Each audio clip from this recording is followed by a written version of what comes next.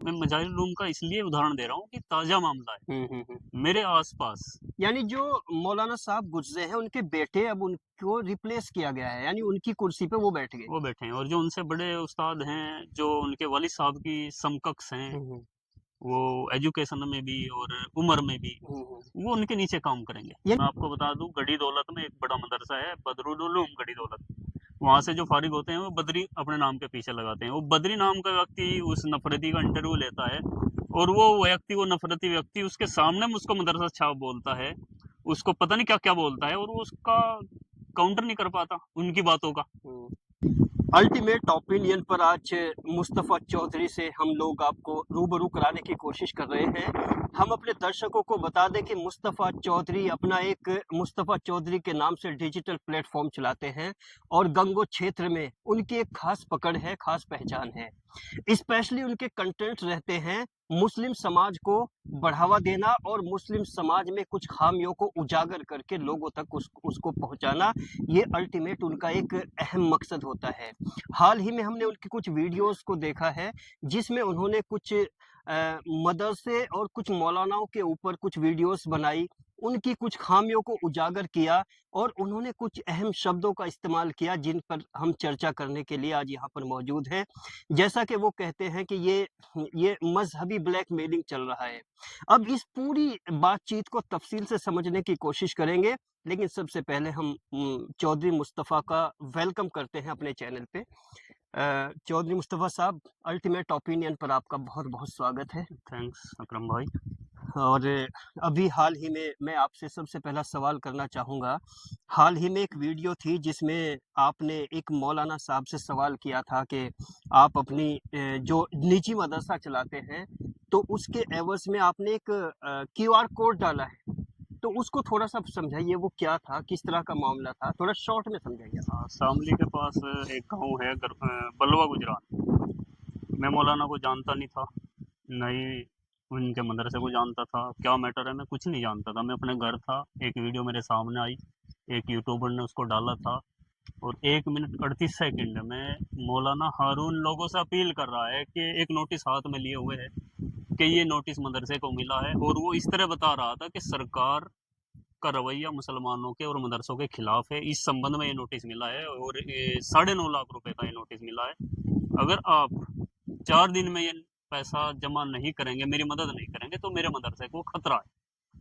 उन्होंने ये नोटिस डाला। मैं भी भाई, हो सकता है सरकार की कुछ बदनीयती हो, क्योंकि मैं सरकार को भी क्लीन चिट नहीं देता। जिस तरह से भेदभाव तो हैं, बहुत स्तर पर भेदभाव हैं, अलग अलग तरीके के भेदभाव हैं, लेकिन कुछ भेदभाव की आड़ में आप ऐसा नहीं कर सकते कि आप लोगों को भुना लें, उनकी धार्मिक भावनाओं से खिलवाड़ कर लें। मैंने नोटिस के बारे में जानना चाहा, मौलाना का नंबर लिया, उनको कॉल किया और मौलाना से पूछा भाई नोटिस किस लिए है। हुँ। अब मैंने उनसे जाना कि आप नोटिस का क्या करोगे, आप उसको शो मत करिएगा। मैंने आप बताओ तो क्या है। तो उन्होंने बताया कि भाई ये मैंने बेनावा अपने वाली साहब जो मेरा मदरसा है वो वाली साहब की ज़मीन में था और जैसा कि अब छानबीन चल रही है सरकार की तरफ से, तो मैंने उसके अपने वाली साहब के नाम से अपने नाम बेनामा किया और वहाँ पर कुछ स्टाम्प जो ज़्यादा के लगने थे, स्टाम्प वगैरह वो कम के वकील की सलाह से वो कर दिए, इस वजह से नोटिस है। तो मगर फिर ये सरकार की गलती नहीं है, आपकी गलती है। आपने सीधे सवाल किया। हाँ, हुँ, वो बाकायदा मैंने रिकॉर्डिंग डाली है। वो हुँ। रिकॉर्डिंग डालने का रीज़न भी कुछ था, वो आपने अगर पता हो, क्योंकि उसने मेरे ऊपर फिर इल्ज़ाम लगाया था कि ये पैसे लेने की वजह से इसने मेरी वीडियो डाली। तो इसलिए मैंने रिकॉर्डिंग, क्योंकि मैंने पैसे के लिए मैं ये काम करता नहीं। मैंने लोगों को बताया भाई रिकॉर्डिंग में मैंने अगर पैसे माँगे तो आप सुन लीजिएगा। ख़ैर फिर मैंने उस पर वीडियो बनाई और मैंने उनका की जो जानकारी ली, मौलाना के मकान में करीब ढाई 3 करोड़ रुपया लगा हुआ है अपनी रिहाइश में। अपनी रिहाइश हुँ, में। हुँ। दूसरा कोई इनकम का स्रोत है नहीं। हुँ, हुँ। ज़रूरी नहीं कि भाई नहीं लगा सकते, आप लगा सकते हैं, हुँ, हुँ। लेकिन आपका पैसा क्या है? आप एक मदरसा चला रहे हैं, हुँ, हुँ। कोई दूसरा इनकम का पूरा स्रोत है सोर्स नहीं। ऑफ इनकम जानने की कोशिश की तो हाँ, मदरसा ही सोर्स ऑफ इनकम निकला। वही इनकम निकला और हुँ। फिर इस तरह धार्मिक ब्लैकमेलिंग लोगों के साथ। मदरसा निजी था, मदरसा निजी कोई था, कमेटी कुछ नहीं थी। बल्कि मदरसा भी नहीं था। हुँ, मैं हुँ। अगर साफ शब्दों में कहूँ, बहुत से लोग बुरा मान जाते हैं। अब मदरसा क्या है? मदरसा जरूरी है। मदरसा असहाब सुफ़ा, अल्लाह के नबी जिस टाइम हयात थे और दीन की तालीम लोग हासिल करते थे, गरीब गुरबा लोग जो घरों से निष्कासित हो जाते थे दीन इस्लाम कबूल करने की वजह से, एक चबूतरा था, अल्लाह के नबी के पास दीन हासिल करने आते थे, वो साहब सुफ़ा वहाँ रहते थे, जो सदका खैरात जो लोग देते थे उसी से उनका गुजर बसर चलता था। चलिए मैं यहाँ बाद में आऊँगा। जैसे अब यहीं से एक सवाल निकलता है निजीकरण।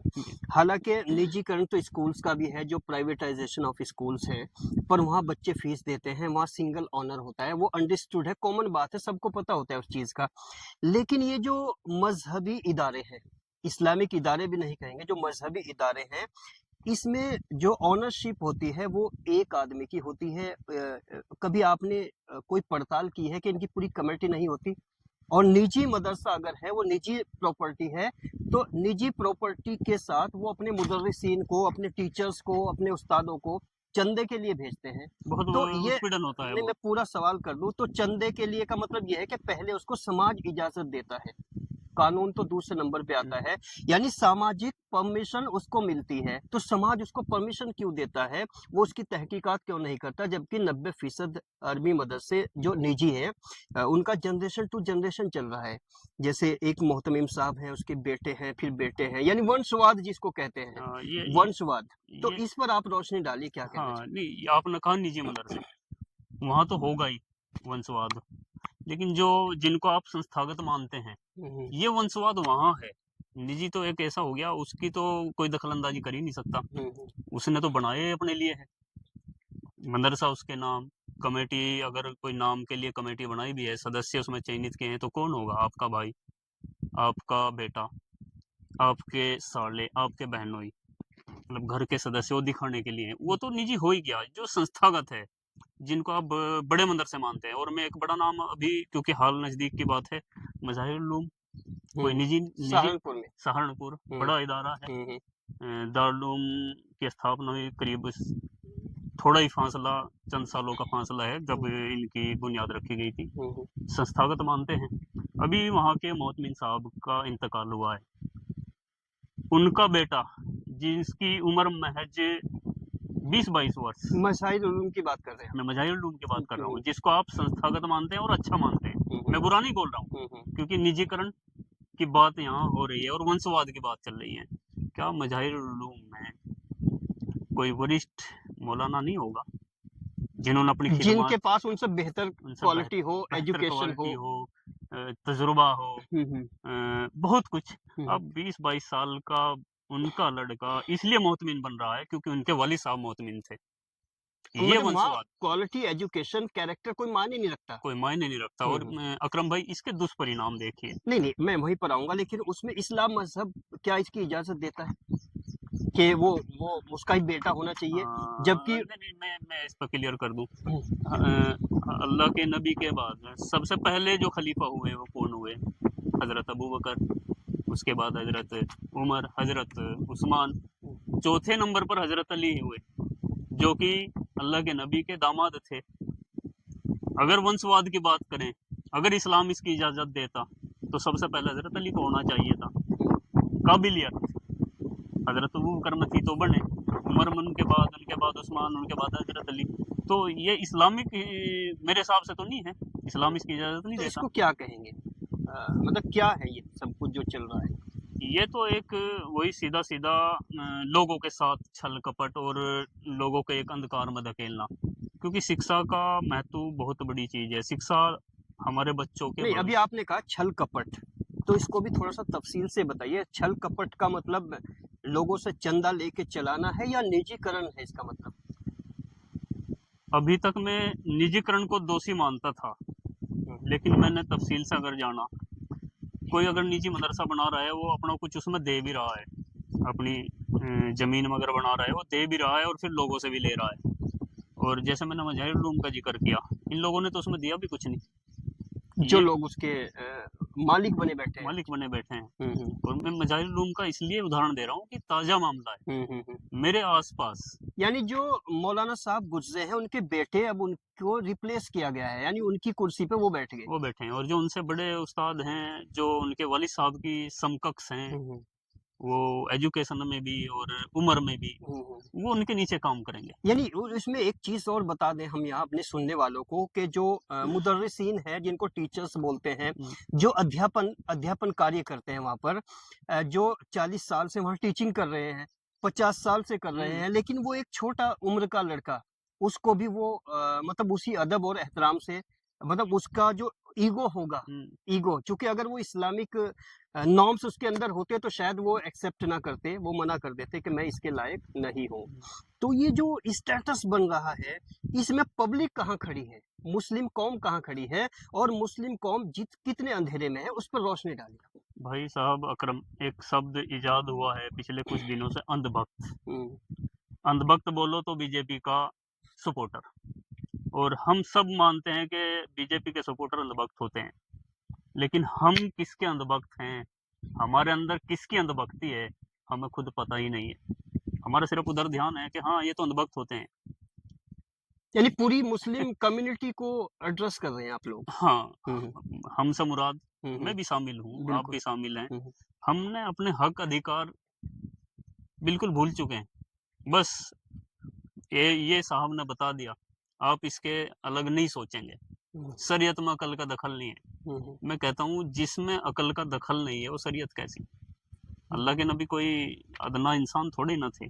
शरीयत जो है कोई छोटी चीज थोड़ी ना है कि उसमें अकल का दखल नहीं है। हम इतने संकुचित मानसिकता के लोग, और उन लोगों द्वारा जो मैं अभी बता रहा हूँ कि उनका बेटा उनका बेटा उनका बेटा, अपने अधिकार अपना भविष्य सुरक्षित करने के लिए आम मुसलमानों को क्या पढ़ाया जा रहा है। अब एक कम काबिलियत का बच्चा काबिल जगह पर बैठेगा तो असरात क्या आएंगे, और ये दिख रहा है फील्ड में। ऐसा नहीं है, मुसलमान की हालत क्या है, किस बद से बदतर हालात में मुसलमान है। सिर्फ ये कह देने से कि बीजेपी पीछे पड़ी हो, सरकार पीछे पड़ी हो। अगर बीजेपी की बात करें 2014 से पूर्ण बहुमत में, उससे पहले 5-6 साल का कार्यकाल बीजेपी का रहा है। उससे पहले कांग्रेस और जनता दल जो आपकी फेवरेट पार्टी थी, उनका शासन रहा है। क्या उन्होंने आपके साथ भेदभाव किया, या भारतीय जनता पार्टी भेदभाव कर रही है? योजनाओं में भेदभाव भारतीय जनता पार्टी भी नहीं कर पा रही है, नहीं कर सकती। योजनाओं का लाभ बराबर मिल रहा है हमें, डिजर्विंग कैंडिडेट्स को वो मिल रहा है जो मिलना ऐसा नहीं है कि भेदभाव कि हमने कह दिया कि हाँ भाई, हमने एक अपने अंदर एक ऐसा डर बैठा लिया कि हमारे साथ तो हाँ हम तो मजलूम है। कहाँ है भाई मजलूम? ये किसने बैठाया है, मतलब इसके ऊपर भी तो कुछ रहबर रहनुमा होते हैं। बिल्कुल। मैं चलिए एक सवाल और यहीं पर आता है कि आज मुस्लिम कौम एक मैं एक मिनट, बिल्कुल बिल्कुल जो आप ये किसने बिठाया है, अभी जो आपका शुरुआत का सवाल था कि शामली के जो मौलाना है वो अपील की थी, उन्होंने अपनी अपील में क्या कहा, सरकार हमारे खिलाफ, आप रवैया देख रहे हैं सरकार का, आम मुसलमान। और 2-3 घंटे में उन्होंने 20 और 50 रुपए की इमदाद की गुजारिश की थी लोगों से। मैंने उस वीडियो के नीचे कमेंट्स वो चेक किया तो उसमें 500 रुपए के लोग स्क्रीनशॉट डाल रहे थे, पैसे डालकर। मतलब उन्होंने क्या जोड़ा कि भारतीय जनता पार्टी सरकार अपने आप को मजलूम बताया, जबकि ये था नहीं। यानी सरकार का इस्तेमाल किया है इन लोगों इस्तेमाल किया इन लोगों ने।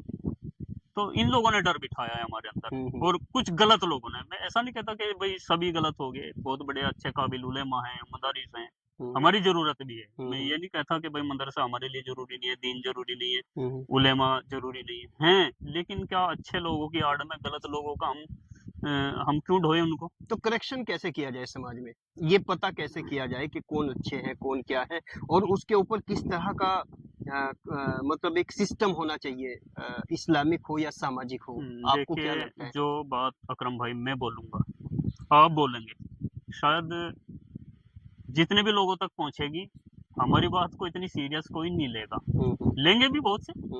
और यही बात जो मैं और आप बोलते हैं, यही बात अच्छी बात, मैं नहीं कि मैं कुछ भी बोलूं, अगर कोई अच्छी बात मैं बोल रहा हूँ, आप बोल रहे हैं, और इसी अच्छी बात को कोई बड़े इदारे का मौलाना बोल दे, कोई बड़ा मोहतमिन साहब बोल दे, जिसका पब्लिक में असर हो, तो शायद सुधार तेजी से आएगा।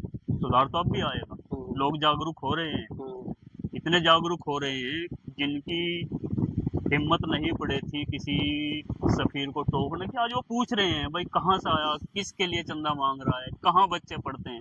ये सवाल होने लगे, धीरे धीरे बदलाव तो आएगा। लेकिन मैं चाहता हूँ कि जिम्मेदार लोग, हमारे काबिल उलेमा, उन्होंने थोड़ा निकलना चाहिए अपनी कौम के लिए, अपने मुसलमान भाइयों के लिए जागृति लाने के लिए अच्छे और बुरे में उन्होंने ही बताना पड़ेगा, क्योंकि बुरे लोगों को जो सर्टिफिकेट मिलता है, जो तस्दीक मिलती है, अच्छे लोगों से मिलती है। नहीं, ये जो वंशवाद मदारिस का है, मदरसों का है, ये इसका खात्मा कैसे होना चाहिए? इसका क्या, इसकी सूरत हाल है, क्या सिचुएशन है, क्या कंडीशंस आपको लगती देखो, होगा तो जनता जागरूक होगी। तो जनता के लिए स्पेशल हाँ, क्या और बोलना जनता चाहिए? को जागरूक करने की जिनके पास जिम्मेदारी है हम्म, वे इसके दोषी हैं। हम्म, तो कैसे होगा, इसके लिए बड़ी मेहनत की जरूरत है, और हम्म, ईमानदार जो हमारे रहबर हैं उनको ईमानदार होने की हम्म, जरूरत है। अच्छा, जैसे कि कुछ वीडियोस में देखा है आप मदरसा छाप बोलते हैं, ये शब्द भी बहुत देखा है मैंने। तो जबकि आप एक मुस्लिम हैं और मदरसे वहाँ तो दीनी तालीम दी जाती है, तो मदरसा छाप से आपका क्या मतलब है, क्या कहना चाहते हैं आप? मदरसा छाप वैसे शब्द कहने में थोड़ा अटपटा मुझे भी लगता है, हम्म, और मेरे अंदर ये दुख भी है कि मदरसा छाप एक गलत दिशा में हम बोल रहे हैं। नहीं तो मदरसे से निकले हुए प्रथम राष्ट्रपति बहुत सारे हमारे सरकार में लोग रहे, लेकिन क्या समय समय जैसे बदलता गया, मदरसे से निकले हुए लोग अगर टीवी डिबेट में जाते हैं, वो घर से ये सोच कर जाते हैं कि शायद आपसे ज़्यादा कोई काबिल बंदा नहीं है, आप बड़े हाजिर जवाब होंगे।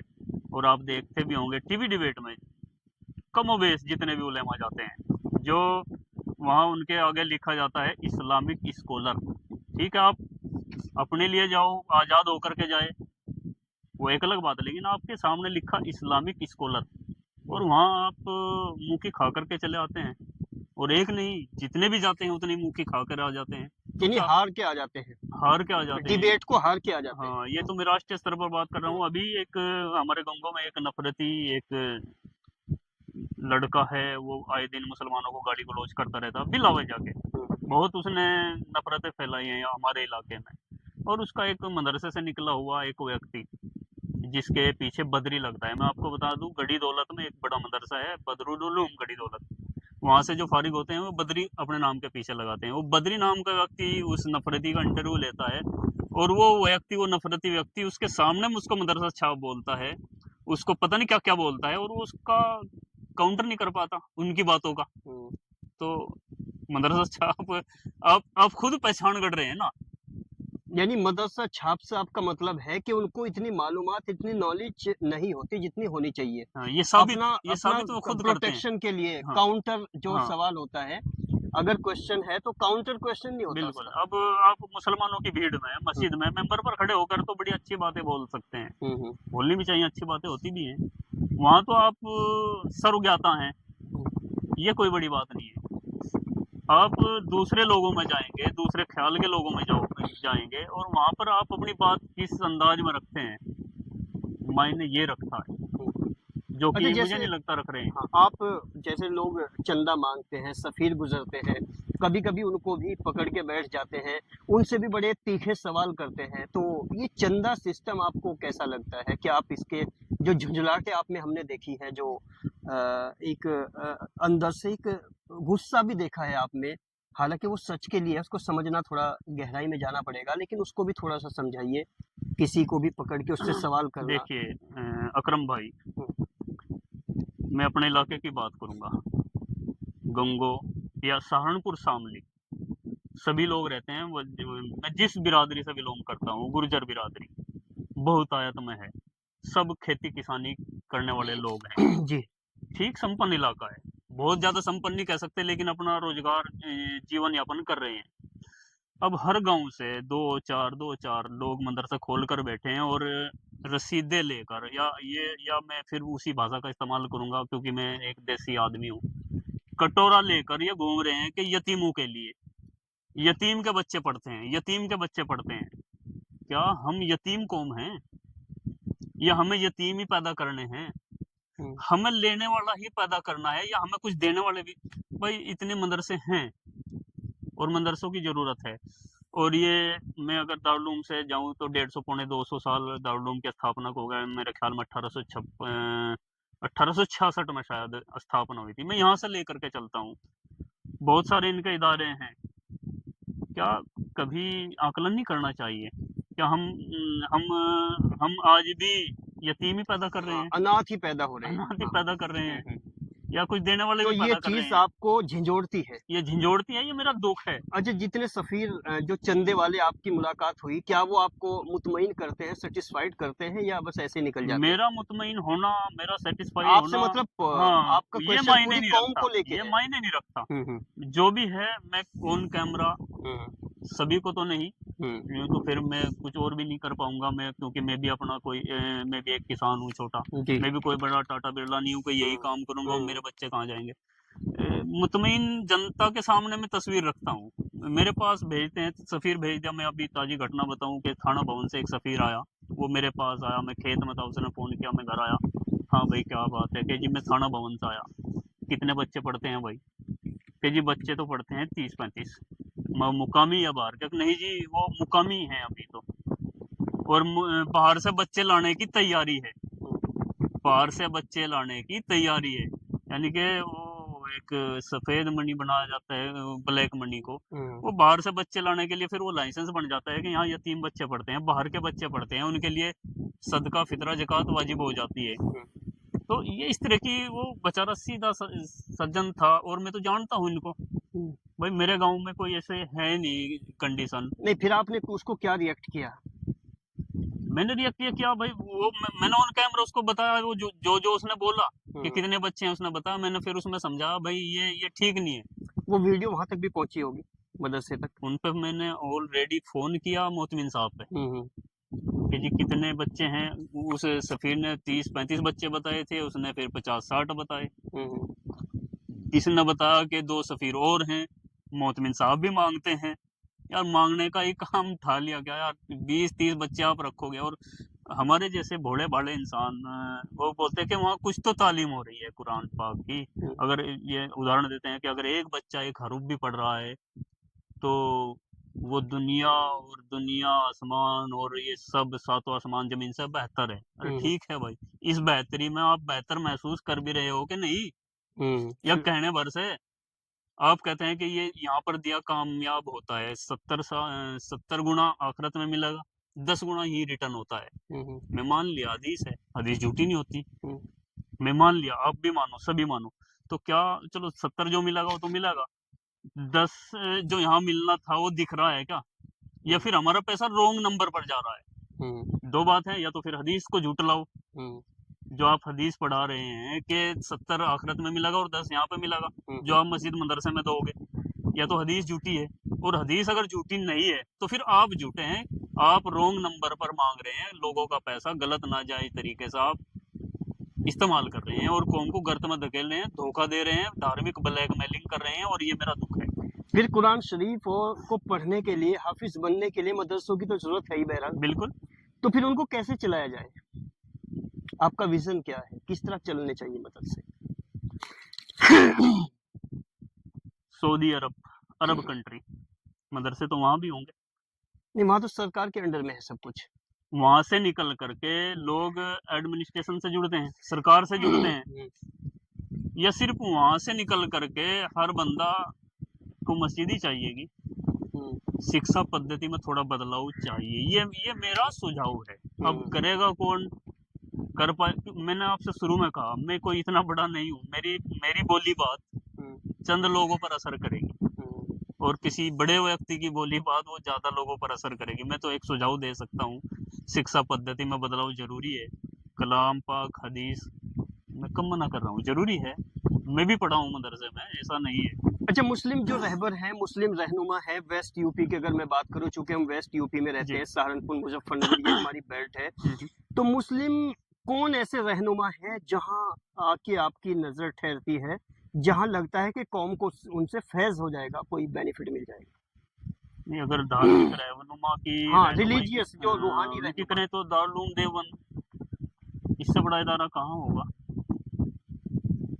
वर्ल्ड में फेमस है, और मेरे ख्याल में वहाँ 10,000 बच्चे ना पढ़ते हों पर वर्ष, अगर वहीं से शुरुआत हो, अभी मौलाना गुलाम मुस्तफा बस्तानवी जो शायद गुजरात के थे, उनका इंतकाल हो गया। वो थोड़ा डेवलप माइंड के व्यक्ति थे, वो मोहतमिन साहब भी बने थे यहाँ के, और उन्होंने कुछ शिक्षा में थोड़ा बदलाव करने की कोशिश की थी।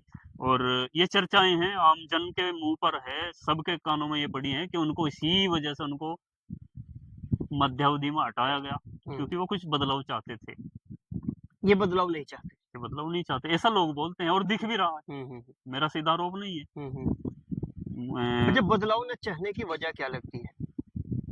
अब जैसे कि सरकार को बोलते हैं कि अब 5,000 स्कूल बंद करने जा रही है सरकार, और उस पर लोग जवाब दे रहे हैं कि पढ़ेंगे तो सवाल करेंगे। नहीं, नहीं, वो एक अलग टॉपिक है, उस पर भी हम डिटेल में बात करेंगे। उसमें कहीं-कहीं जो प्राइमरी लेवल का है, थोड़ा-सा मैं इसमें क्लू दे दूँ एक, जो चूँकि हम ग्राउंड पे काम किए, हमने बहुत सारे इंस्टीट्यूशंस देखे, प्राइमरी स्कूल देखे हैं, तो मुझे जो लगा है, मेरा जो एनालिसिस है ये प्राइमरी स्कूल को अगर बंद किया जा रहा है कुछ, तो वो बंद हो जाने चाहिए। हालाँकि ये बहुत बड़ी बात है, कहीं-कहीं 5 बच्चे बैठे हैं, कहीं-कहीं 7 बच्चे बैठे हैं। हाँ, नहीं, उसका सोल्यूशन ये नहीं कि अगर बच्चे नहीं आ रहे तो स्कूल को बंद कर दिए। उसके लिए हम ये सोचे कि बच्चे क्यों नहीं आ रहे। नहीं, उसके लिए सरकार की चलो वो तो अपनी हाँ, पॉलिसी वो होगी, उसके मैं वो तो एक अलग। सरकार को दोषी मानूंगा, क्योंकि हाँ, वहां पर पढ़ाई नहीं है, नहीं कोई मतलब जो वहाँ टीचर हैं, टीचर नहीं है टीचर्स जो तो होने हैं, चाहिए। लेकिन उनकी कनेक्टिविटी बच्चों से नहीं है। हाँ, दूसरे उनके अंदर बच्चों के प्रति वो प्यार नहीं है, वो मोहब्बत नहीं है, वो जुड़ाव नहीं है, चूँकि वहाँ गरीब बच्चे आते हैं। गरीब और बच्चे जो हैं। वो मैडम बैठी हैं और जो वो टीचर्स बैठे हैं, मान लीजिए एक टीचर 10 लाख की गाड़ी से आता है, एक बच्चा फटे-हाल आता है, तो वो जो कनेक्टिविटी है ना, वो जो तालमेल है, वो बन ही नहीं पाता उन तो वो लोगों का। तालमेल बनाना चाहिए उसमें कि स्कूल सरकार बंद करना चाहिए। नहीं, वो तालमेल बनाने की कोशिश होनी चाहिए और उसके लिए तो ख़ैर स्टेप सरकार को उठाने चाहिए और बिल्कुल। उसी का फ़र्ज़ बनता है। अब हम वापस अपने ही टॉपिक पे आते हैं। तो जैसे आज मुस्लिम कौम एक ऐसे दौराहे पे खड़ी है जहाँ उसको अपना कोई मुस्तकबिल नज़र नहीं आता, कोई पॉलिटिकल अच्छा रहबर या कोई रिलीजियस यानी मज़हबी रहनुमा कोई अम्बेडकर। कोई नज़र नहीं आता, मतलब एक हीन भावना का शिकार हो गई है ये अवाम, ये कौम। तो इसके लिए क्या सुधार होने चाहिए अगर आपके पास कोई अपना नज़रिया है? हाँ, नहीं, पहले तो भाई अकरम भाई, हीन भावना से हम इतने ग्रस्त हो चुके हैं।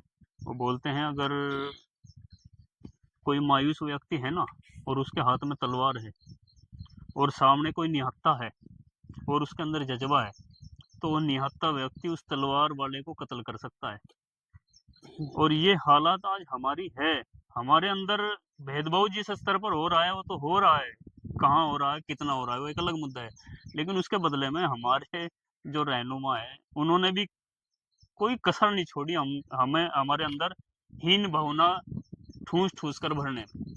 कहाँ हमें पढ़ाना चाहिए था कि भाई एक हम बराबर के शहरी हैं, हुँ, हम इन्हीं के बराबर हैं, और कहाँ हम पढ़ा रहे हैं कि नहीं, ये मुल्क तो इन्हीं का है। हम हम खुद हम खुद एक्सेप्ट कर रहे हैं कि हम कुछ नहीं यहाँ पर। हम कुछ नहीं है। अरे हुँ, क्यों नहीं है भाई, हुँ, हुँ, हम सब कुछ हैं यार। हुँ, हुँ, अगर हम खुद ही नहीं मान रहे हैं तो वो दूसरे क्यों मानेंगे भाई। हुँ, हुँ, हमारे हम मैं गुर्जर बिरादरी की बात कर रहा हूँ, यहाँ पर हिंदू और मुस्लिम गुर्जर बराबर बराबर हैं, सहारनपुर और शामली दोनों डिस्ट्रिक्ट में। कुछ लोगों का मानना है कि ये हमारे नहीं हो सकते, हुँ, हिंदू गुजरों का भी और मुसलमान गुजरों का भी। हुँ, कुछ लोगों का मानना है कि नहीं, ये हमारे खून के भाई हैं।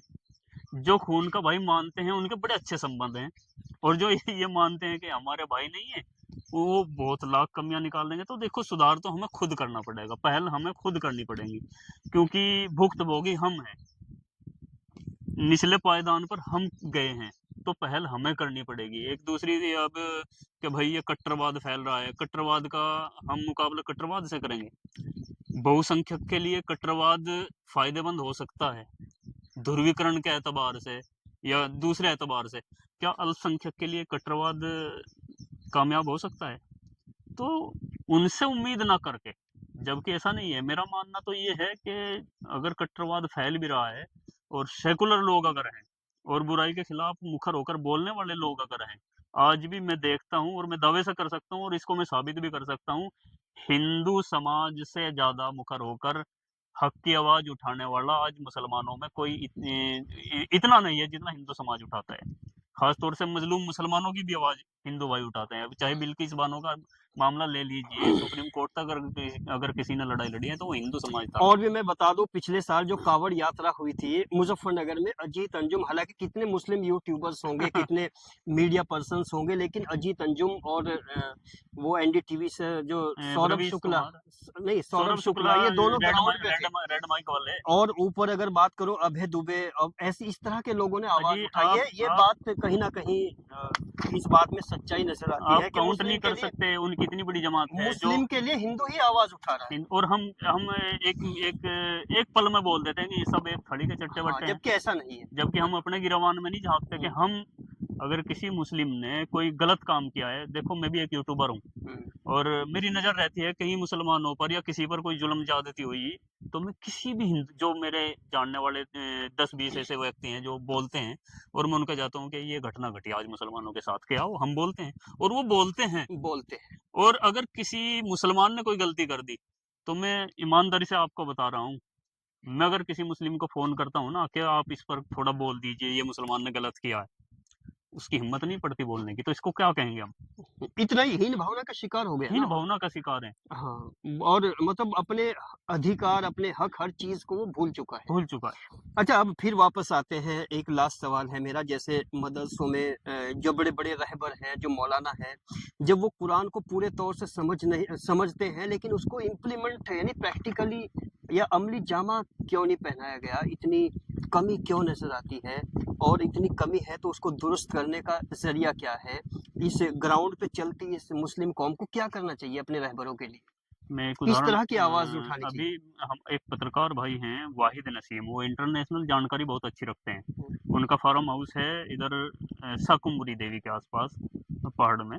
हम उनसे मिलने के लिए गए थे रमजान में।